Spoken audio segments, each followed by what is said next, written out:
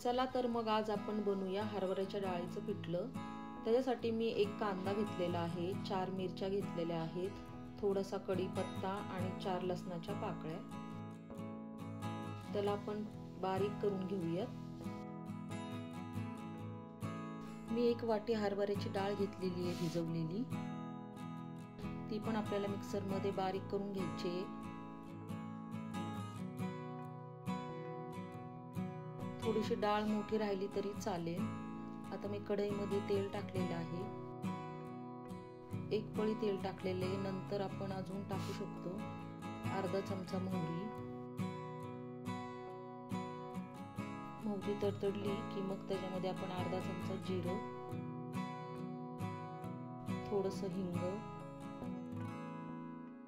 आणि आपण बारीक केलेला कांदा, मिरची, कढीपत्ता ते पण आपल्याला टाकून चांगलं परतून घ्यायचंय।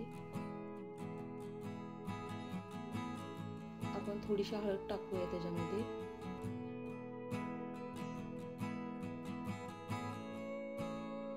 आणि आता आपण त्याच्यामध्ये डाळ टाकणार आहोत बारीक केलेली।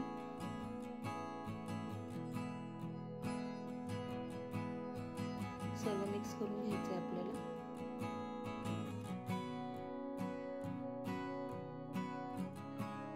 सर्व मिक्स करून झाले की अर्धा चमचा मीठ टाकायचं,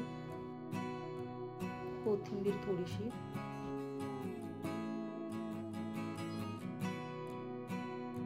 हे सर्व चांगलं परतून घ्यायचं